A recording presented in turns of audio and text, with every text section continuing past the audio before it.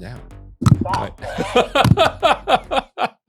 I'm not trying You to. weren't even born yet. Oh my God, here we go. But Brian, won't that be boiling? That- No.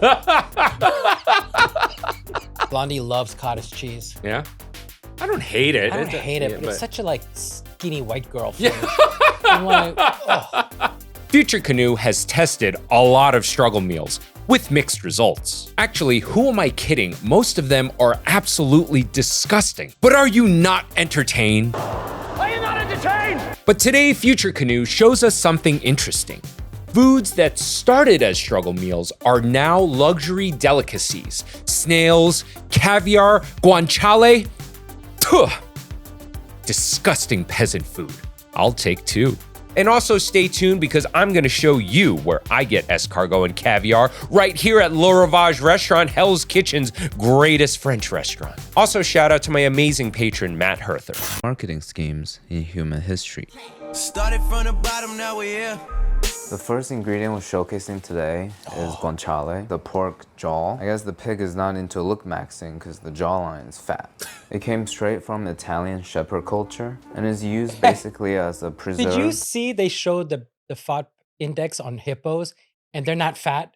They have like 5% body fat. All of that is muscle. Right, yeah, I've seen that, yeah. Like you would think, I was like, oh, that's a fat. No, No, they muscle, baby. muscles. Muscle. They're like Samoans, you know? Yeah, yeah. That's what they are. Yeah. Undesirable cut of pork and used I got that. anytime for Right away. Wait, don't that's like forget your button. I show. Yeah. No. I got Frenchie his very own stop button. calories. Because of the heavy salting, there's no need for refrigeration either. Yeah. Cold pan, medium heat just to let it render the fat out. The climb from a low-quality farmer snack to a sought-after ingredient came about the expansion of Roman pasta culture, with leading dishes like the So the way I work But with think about it, people. There's only that. It's just this little piece, Yeah. and it's one out of every pig. Right. So now, oh, we discovered this. Oh, this tastes really good. Yeah. Like now, with the demand created, it's like, oh god, this cheap thing that Yeah. nobody wanted to use is now. now everyone wants it, but Yeah. then there's so little of it. But that's like sweetbreads, Yeah. liver, calf brains, all that stuff. Yeah. Like the rich people didn't want to eat that. Yeah. And then when recipes were developed that they made them amazing, Yeah. then all of a sudden, Well, now- brains and liver still not so much. That hasn't caught up, but sweetbreads for where? sure. Here. Yeah. Okay. Okay. All right. But the Gee. rest of the world, All right, calm down. Calm down. Getting to the cooking techniques we are seeing in this video, when you want to render fat, you want to pour a little water in there. So if you saw my Kenji fried rice video, you saw that I was rendering some fat out of Spam. But Brian, won't that be boiling? That- No. You know those videos? Like, but Brian, wouldn't that be considered boiling? And that's not the step.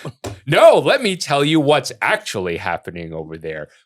When you put in the water, yes, you're technically boiling it, but the water evaporates. And by the time the water evaporates, the fat has been rendered out of the protein, and then you are left with a very even browning. So that's the reason why you want to add some water in there. carbonara or amatriciana, which both uses guanciale. What we're doing today is the FutureCanoe version of the amatriciana. So no. if you're Italian, you could skip to the 3-minute mark, cover your eyes, or don't be too mean in the comments. We're doing squid ink, which is also an unwanted ingredient by the fishermen at the time in the Mediterranean. Now this briny black ink is highly esteemed in fine dining and Michelin star kitchens. To complete the sauce, we'll grate in the Vache Rosa, the Pig red cow. cow Parmigiano. Guys, check out my tossing.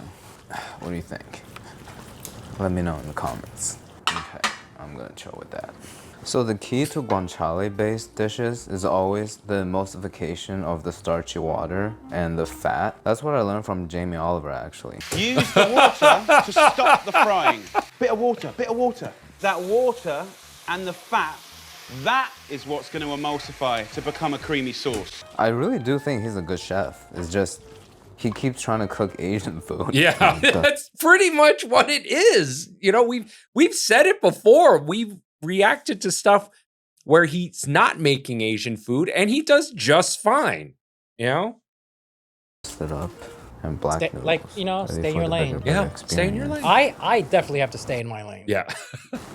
That is so rich. Not a single gram of salt in this whole dish, but it's perfectly seasoned. What's great Yeah. about the tomato sauce base, there's this acidity to cut through the fat from the guanciale. More sustainable way to eat guanciale-based pasta. There's a word in Italian. Listen, as far as technique goes, there was nothing wrong there. Yeah. Yeah, it was fine. And that's very rustic looking. Yeah, That's a great yeah. dish to put on Now, the table. would you put squid ink pasta with No, guanciale? not No, me. like the Italians will go fucking nut ape shit Yeah. about that. But like, who gives a fuck?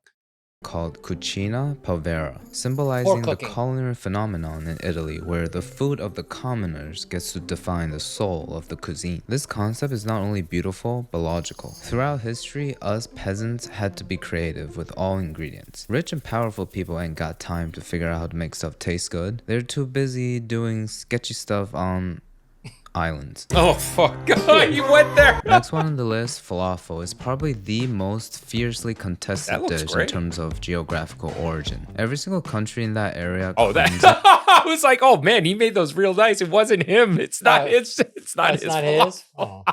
The most fiercely contested dish in terms of geographical origin. Every single country in that area claims it, but according to my research, it seems to be Egyptian. I love falafel. It started off as an exclusive food for the streets, now it's made its way into fine dining restaurants. But the most important thing about falafel is the global popularity and the cultural symbolic value for many Arabic nations. So I have these soaked chickpeas from last night. You can't use canned or cooked. It has to be like dry, Too raw, mushy. and soaked. Cilantro, parsley, dill, some Hell yeah. flour. Oh. My least. Right there, all those herbs right there. Love it. Love it. Chop that up, put it into a salad. It goes great. Great Favorite combo. activity in cooking. 1 small onion, 6 cloves of garlic, tablespoon of coriander, tablespoon of white pepper, tablespoon of ground cumin, teaspoon of cayenne. I feel like one of the reasons why falafel has been climbing the culinary prestige ladder is the popularity of the Mediterranean cuisine, especially chickpea being one of the best protein coming from plant. Speaking of which, the cultural dominance of the plant-based diet probably contributed to the rise of the falafel as well. You know, now I'm starting to wonder, how did they make falafel in ancient Egypt without the blender? Yeah. Do they just pound it a lot? This smells so Mediterranean right now.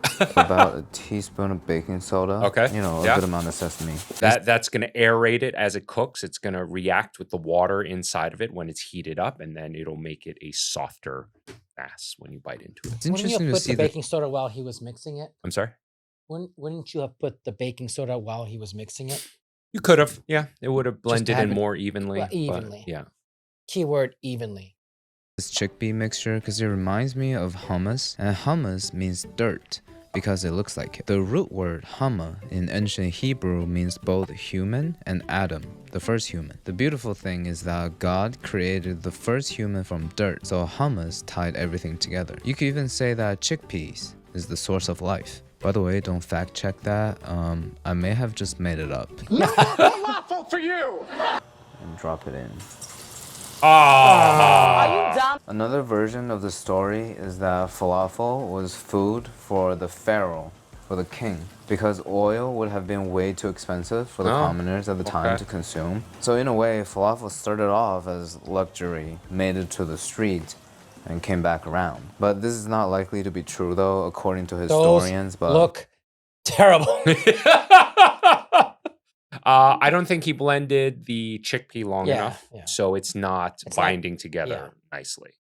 You know, when I'm not yelling at ingredients or poor cooking technique, I'm actually the owner and chef of Mission Sandwich Social in Brooklyn, New York.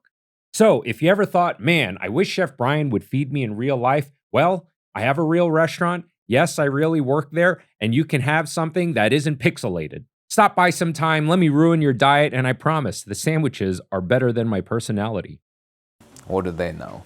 Why am I using paper Oof, plates? yeah, I'm that's- embracing the street food culture of Egypt, but in reality, No, you're using a paper plate so you don't have to wash dishes later. I don't want to wash any more plates. The frying process went so much better than expected. Everything took shape and it smells amazing. The heat really activated the spice. It's pretty much a salad, crumbled up and deep fried. How can it be bad? Traditionally, we're supposed to dip it in some spiced tahini sauce. The calories are a little brutal there, so we'll just Is he use putting Frank. tomato sauce? Oh, Oh, okay. I'm okay with that. I'm okay. Yeah, Homemade I'm falafel actually okay with that. is so much better than anything I've had in restaurants. The inside is so moist. I had such low hopes to this dish, both in the taste and in my execution. What a pleasant surprise. Yeah, he could have done a couple extra steps to make them look nice, but I guarantee you that tastes bomb as fuck.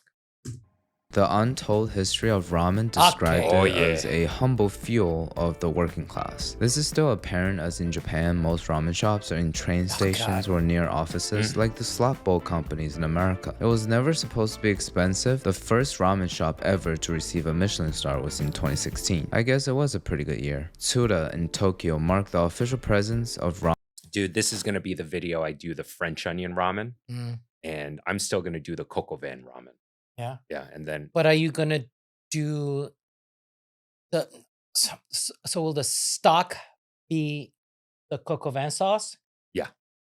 But then but lighter. little lighter. I don't know. I mean, listen, I'm just going for it. I'm not thinking too much about it. I'm just going for it. You'll see. You'll see at the end of this video. Ramen in luxury dining. Besides ramen shops, instant ramen in recent years are also going wild. With luxury packaging and famous branding, today it will taste maybe not the most expensive, but definitely the most innovative and friendly to my GABIP diet. Instant protein Wait, what ramen. did that say? Did you see what that said? Yeah, I don't know. I wasn't paying attention to him. Looking at the name on the box here. GABIP diet. Get as Is big this- as possible.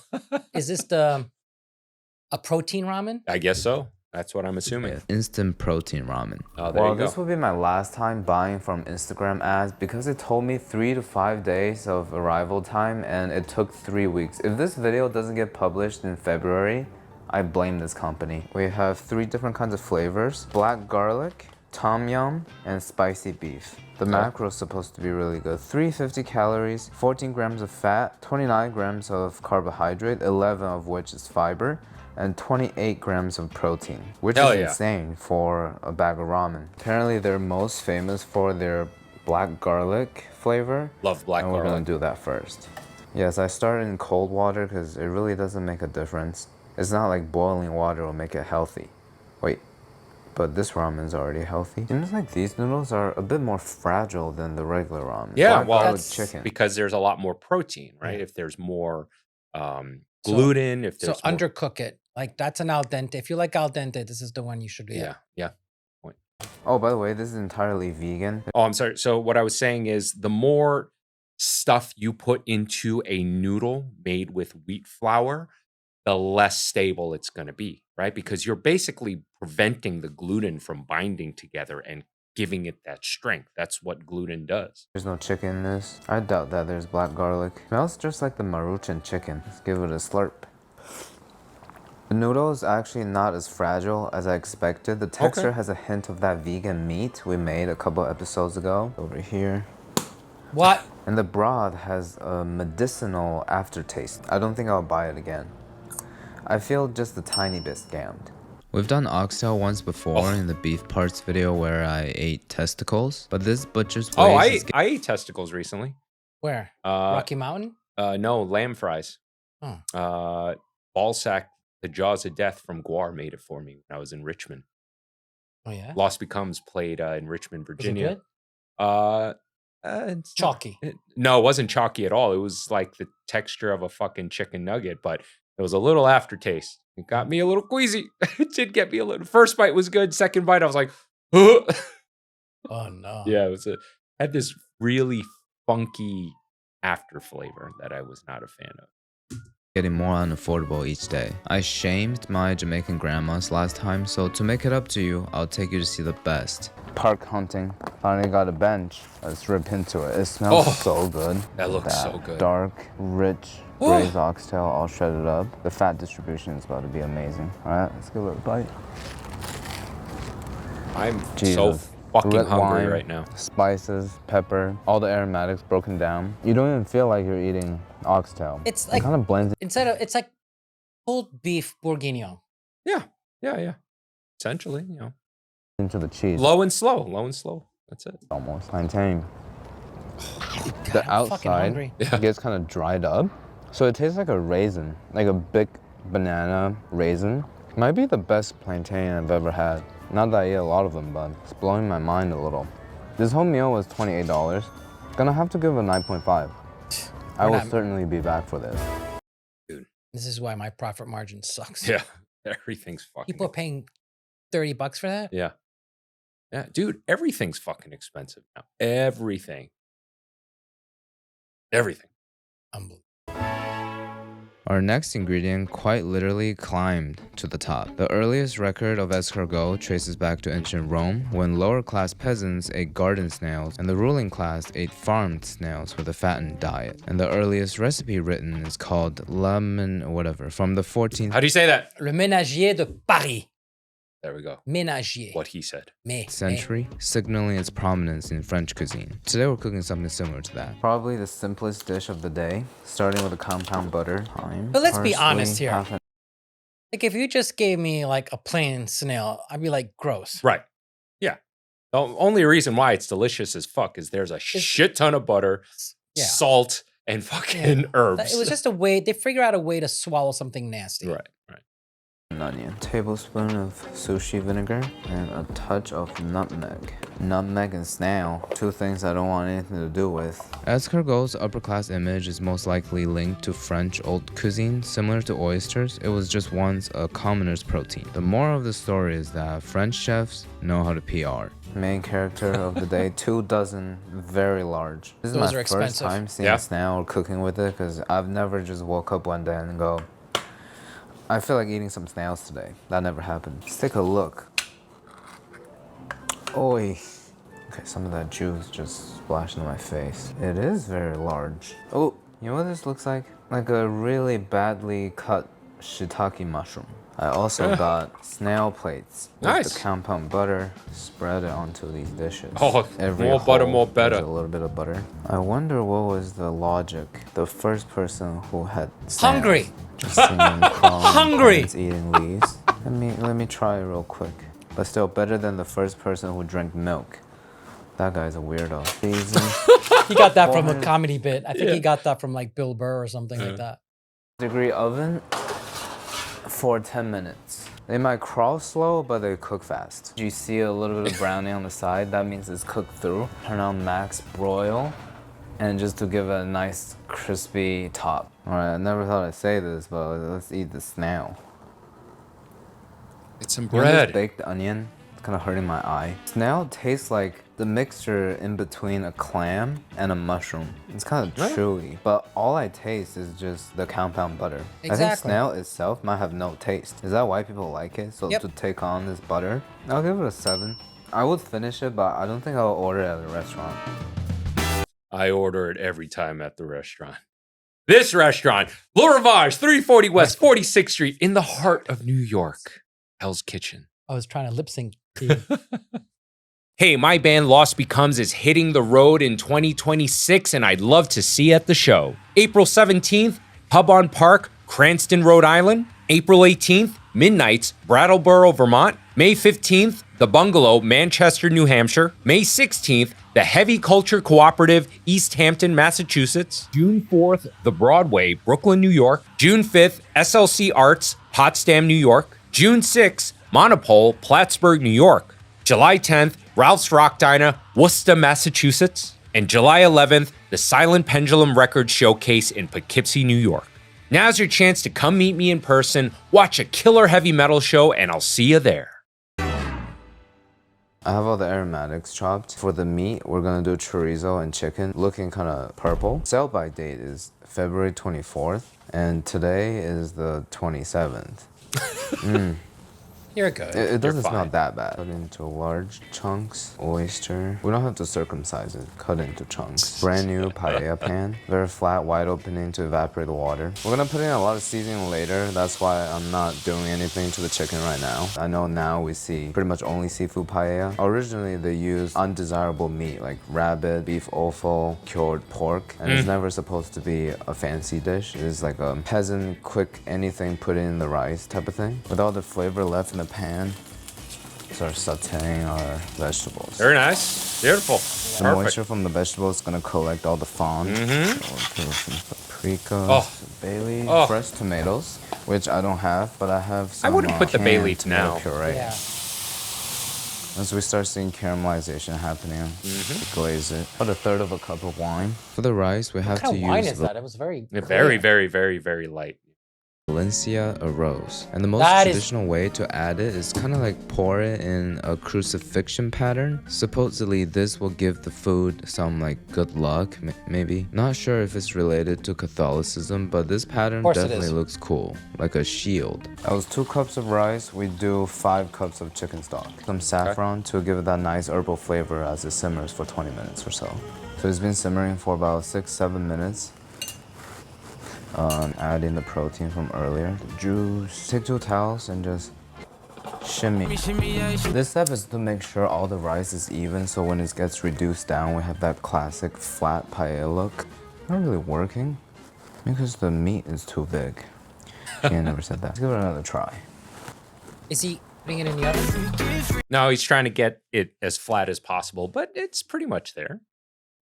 It's rising to the surface, absorbed a lot of the liquids. We're gonna nestle the shrimps in. So here's the problem. Proper timing with all the ingredients. A lot, and I feel like the shrimp is getting overcooked there, and the side pieces aren't getting any love at all. So that last couple minutes I did on high heat to let it develop that burnt pieces that get stuck onto the pan. In Spanish they call it the sacrat. My desire to grate cheese on it, it's really high right now. No liquid fork, so we gotta go with the plastic spoon. That looks bomb. Oh, nice. We got some of that sauerkraut here. Flavors, great. I think the rice got a little mushy. Maybe we simmered it for too long. But this is great for me because last night I went on a date and the girl was kind of an alcoholic, so I got super drunk. Green flag. You saw that? Popped up green flag. I'm really hungover right now. Soupy rice is a great cure for that. And the chorizo adds so much flavor. I'm gonna give this a 9 out of 10. Might be a little biased though. Yeah, This chorizo is probably is my a first or superfood. second time having paella, but I think it's just a jambalaya and like a slightly less flavorful jambalaya. We don't have That was on point. Yeah, Yeah. I have nothing to add. Bouillabaisse. Yeah, Oh, bouillabaisse. the exact I seafood judging you. listed on the recipe because it's supposed to be like a byproduct fisherman stew. So we have some Manila clams, supposedly more flavorful. East Coast mussels, I'll take out the seaweed from them a little later. This bag of mysterious white fish. No label, nothing. That's it's just tilapia. fish in a bag. But it's the cheapest of the whole store, Yeah, that's why I it's got it. definitely We're gonna start tilapia. with making a broth and then just put it together into a stew. People do not One eat tilapia. onion, 1 leek, 1 bulk. Why, Frenchie? Why?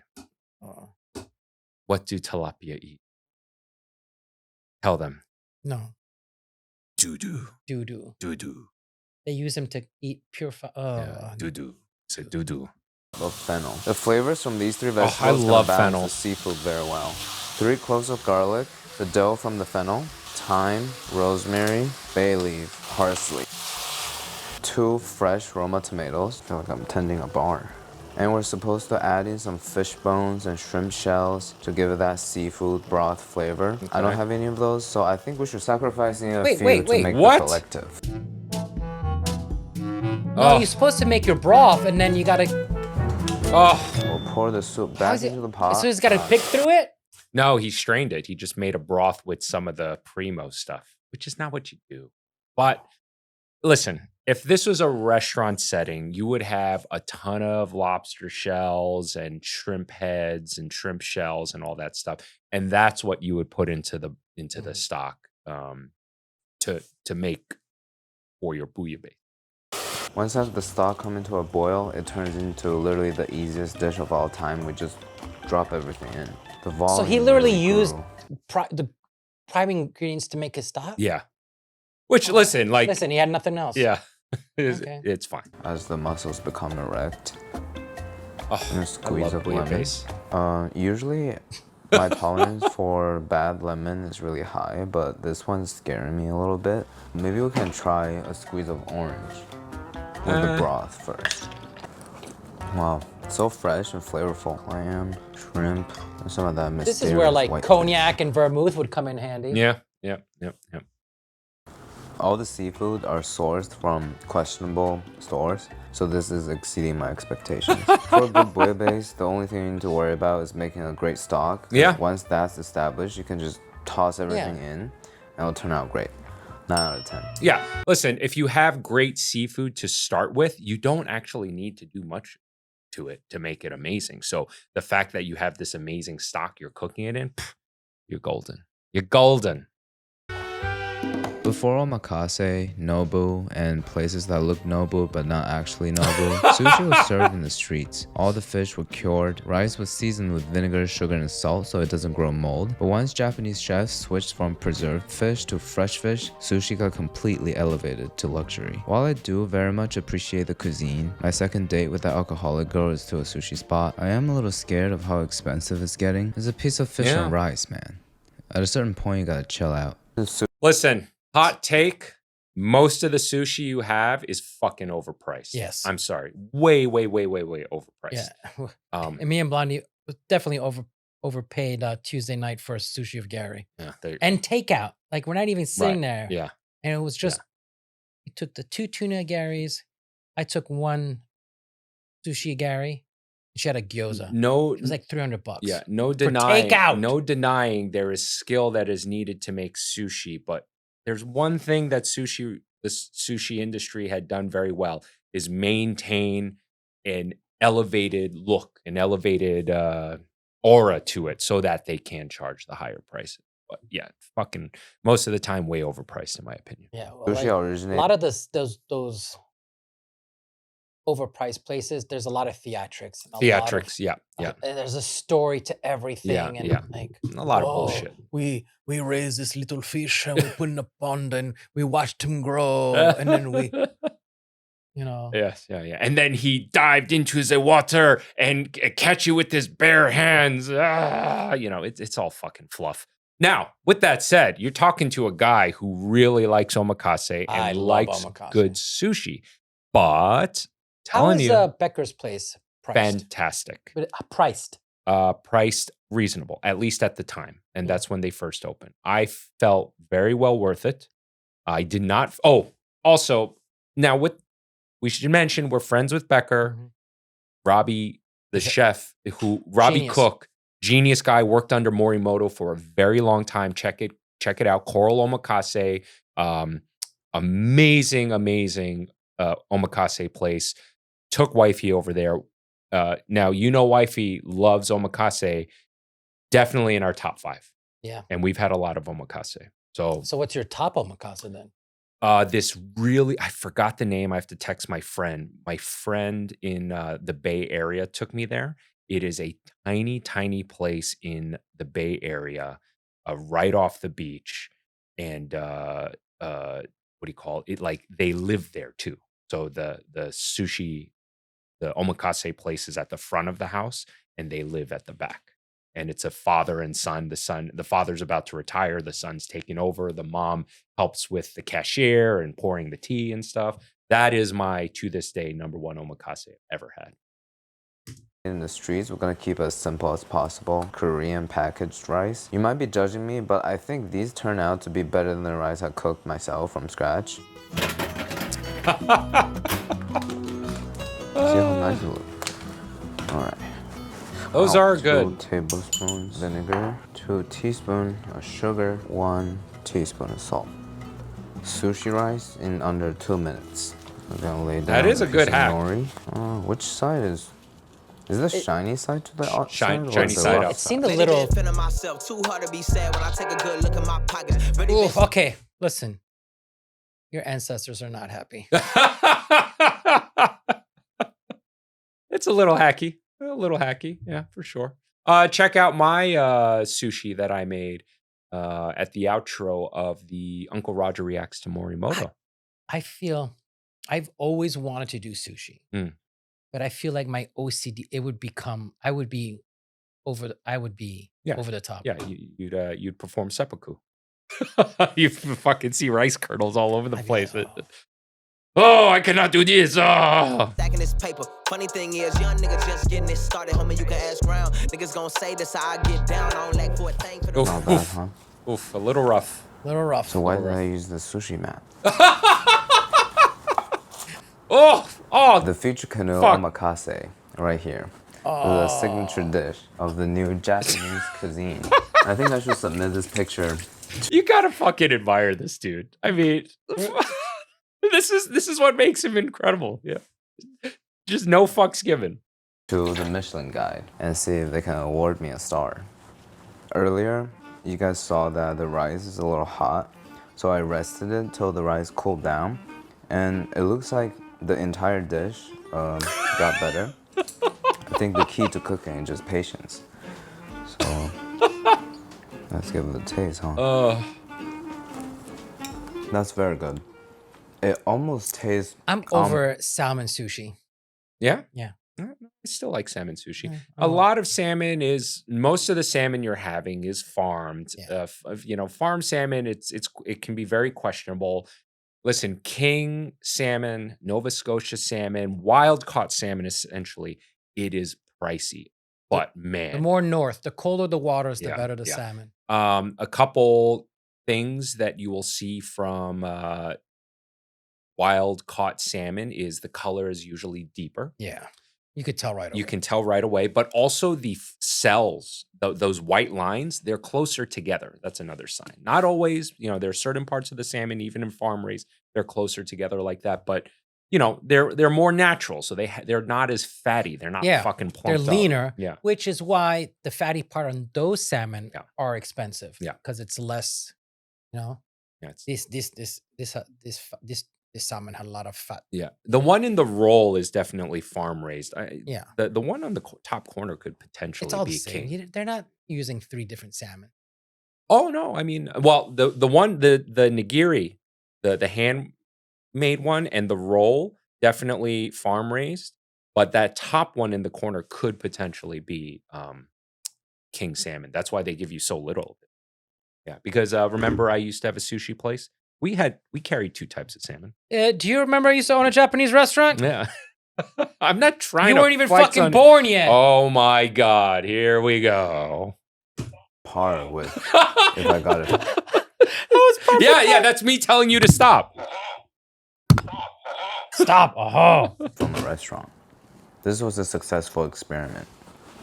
Live footage of FutureCanoe dropping a big load of money. Our last ingredient is the fanciest on the list, and we're getting it from a super Wait, what bougie about- store too. Caviar is from Sturgeon's, the best. Wait, what about what? I was waiting for lobster.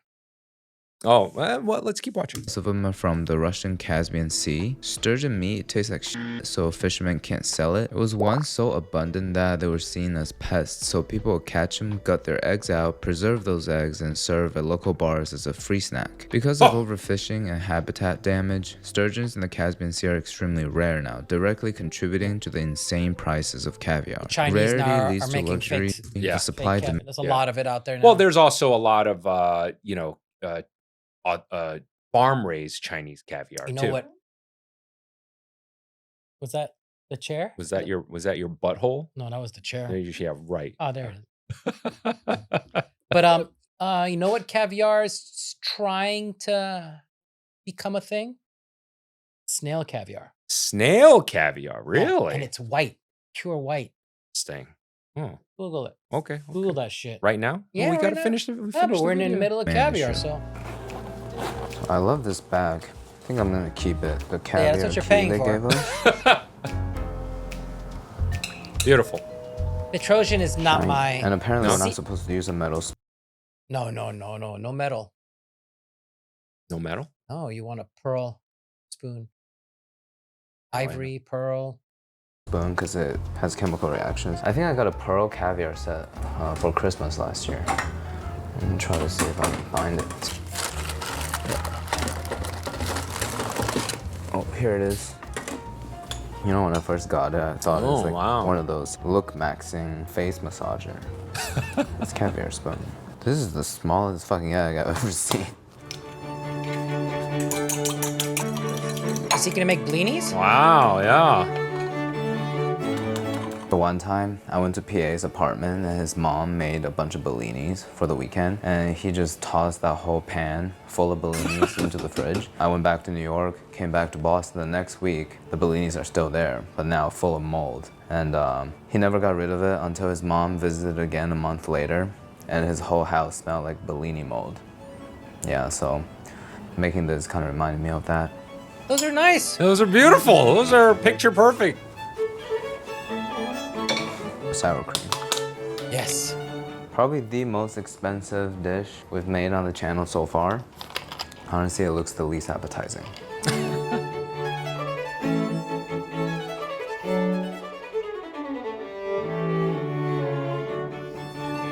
Some That's a healthy bite. Whatever, I don't feel like preparing them. Maybe because I didn't get the highest quality. The brininess is a little intense. It's so fishy. But you know, I'm trying my best to enjoy it since I already spent the money. See how they have a dimple in them? Mm-hmm. Yeah, I noticed that. No right. dimples. No dimples. The hype, bro. A salty surprise in your mouth. I can get it elsewhere. And this is not even the top level of fine dining. I'll show you what the top level is like. Oh, fuck. I am not going to disagree with this. I don't hate that. I don't hate that. One of my favorite snacks I was ever given was by FRENCHY. I think it was in the grilled cheese video, or was it the butter chicken video? You did Pringles, sour cream, and caviar. Yeah. And it was fucking fantastic. Smashed tater tots. Mm-hmm.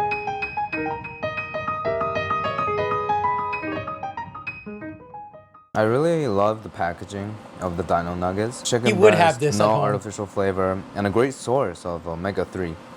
If your kids is getting omega-3 from dino nuggets, that's like me eating grass-fed beef for the greens. Time to have fun. Let's go with the T-Rex first.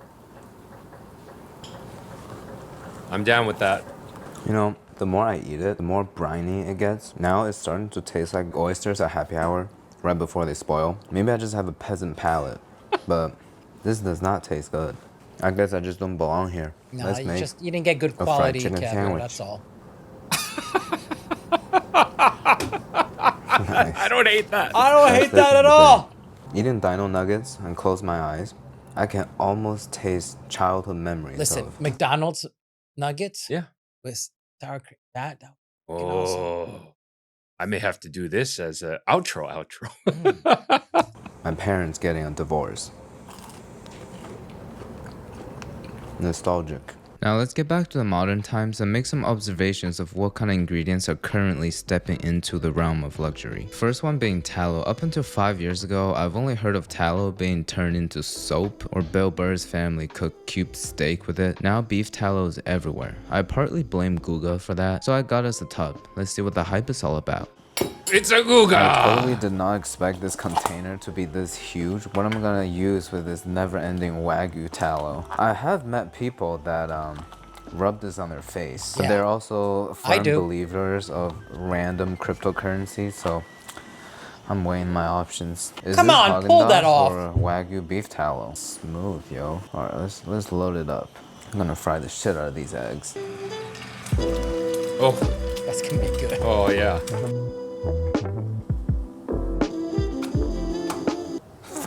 I'm using a long plate because That was a real fuck.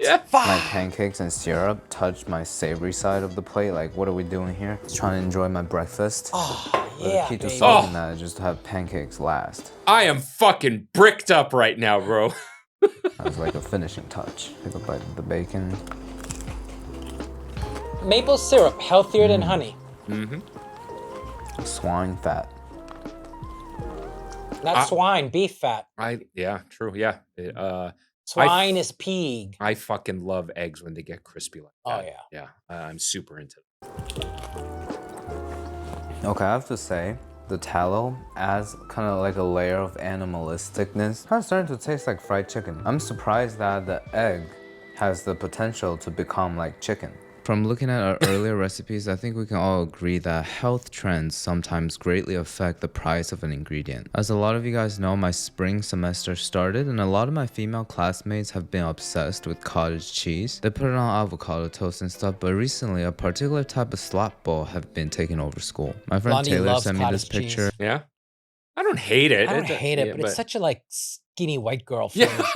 I'm like, oh, that doesn't, I don't respect it in my refrigerator.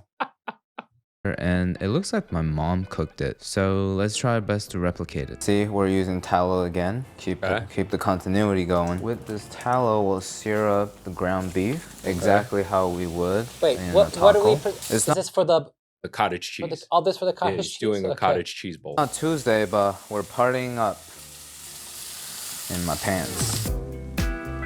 Oh, Taco meat. Okay. okay. Don't hate it. This is not usually how I eat it, obviously. I kind of just take the whole container, blend it with protein powder, and add an egg to it, bake in the oven for 5 minutes. It tastes exactly like a cheesecake, I'm not even kidding. Cottage cheese, taco meat, half an avocado. Okay, I don't hate that. No. Put some sweet potato up there, hand shredded. And I was told that we're supposed to top this whole thing with honey. Again, I don't like sugar in my food. Like, what are we doing here? I'm already suffering with the sweet potato. But He's like you. He doesn't like sweet with the savory. the most I'm gonna do is put some Mike's hot honey on top of the beef. Mix it up. Very well-rounded bite. I see where it's going. I can mix my own food like that, but I don't like other people making mush. Right. I don't like other people's mush. I like my mush. You like your mush. It's like it's like farts. Everybody likes their own brand. I don't like my own farts. You don't? No. Oh, I don't know. I'm good. Cheese reminds me of beans and rice. I like a Mexican You eat bowl. cheap food. What is the sweet potato doing here? I'm so confused. And the hot honey. I think this would be such a great dish if it's just regular potatoes roasted. Frank's Red Hot. Yeah, 6 out of 10, but high potential. Besides health trends, climate change, Wait, or French yeah, chef you're doing right. PR, Where is What tru- the lobster? Did we fast forward that by accident? Or did I fast forward? No. He only gave the lore. He didn't make a dish with it. We didn't skip anything. What the fuck? Damn it. We got gypped. That's all I wanted to know is when did it. Yeah. Yeah. We wanted. Okay, now we have to fucking do the research. Yeah. Well, no. You know, I'm pretty sure Max Miller, that beautiful ginger, the Prince Charming, I'm pretty sure he has something on it. I'll look for it. Yeah, we'll react to that on the podcast. Hey. We're together. That's all that matters. Ladies and gentlemen, hope you enjoyed this episode as much as we did making it. I'm Chef Brian Tsao, not your typical chef. Frenchy. And we'll see you really soon. Say bye to the wide cam. Bye, wide cam. Bye.